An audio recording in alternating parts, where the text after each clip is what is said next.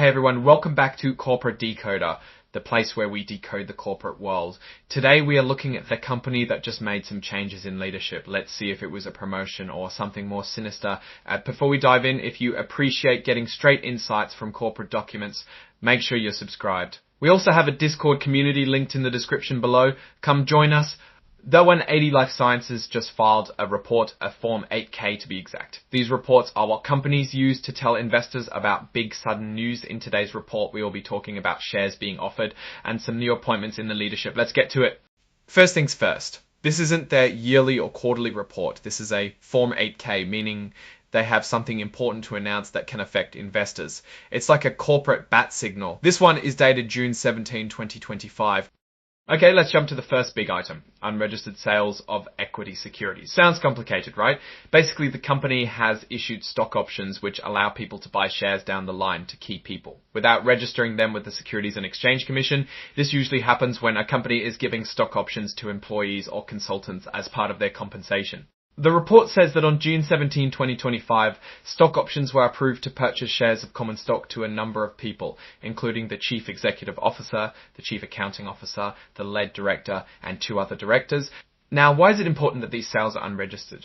It means the company is claiming an exemption from registration rules.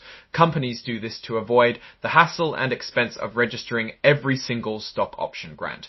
They're saying these people meet certain criteria like being accredited investors or having access to the same information they'd get in a registration statement. This is pretty standard practice, but we need to keep an eye on how many of these unregistered sales they are doing and who they are giving the options to. Specifically, Blair Jordan, the CEO, got options for 410,000 shares, granted through Blair Jordan Strategy and Finance Consulting Inc., which they own.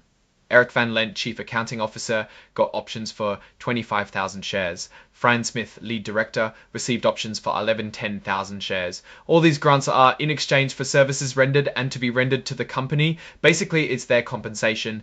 The company claims an exemption under Section 4A N2 of the Securities Act of 1933. This section is used when the company believes it isn't doing a public offering, because they are claiming the exemption. They have restrictions on who the recipients can transfer the options to, including a legend, that these have not been registered with the Securities Act. Now let's move on to item 8 or 1, other events. This section is used to report other important events that could affect the company, but don't necessarily fit into a specific category. In this 8K, it's about changes in the board.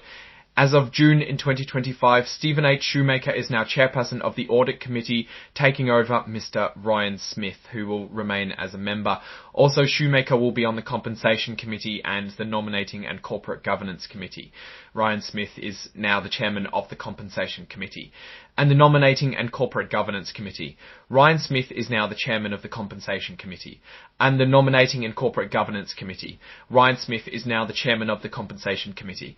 So Shoemaker got promoted in the Audit Committee, while Smith got to be Charmaine of the Compensation Committee, but gave up the Audit one. Audit Chair is a fairly important role, so good for Shoemaker on that. And that's it. The report is signed by Blair Jordan, the Chief Executive Officer FT. So what does all this mean? It suggests the company is making adjustments to its governance structure, which could signal a change in strategic focus. I think the changes in committees might point for a preparation to a new strategy, or maybe they just wanted to switch things around for better alignment of people. The large number of stock options could be concern, as it might mean that the company doesn't have enough cash, so they have to offer options instead. Or it might mean that the company is using what it can to retain their people. But ultimately, only time will tell what it means for the long-term prospects of 180 Life Sciences. I hope this analysis was valuable. Hitting that like button really helps, and subscribe for more deep dives. Don't forget to check out the Discord in the description. Thanks for watching. See you next time.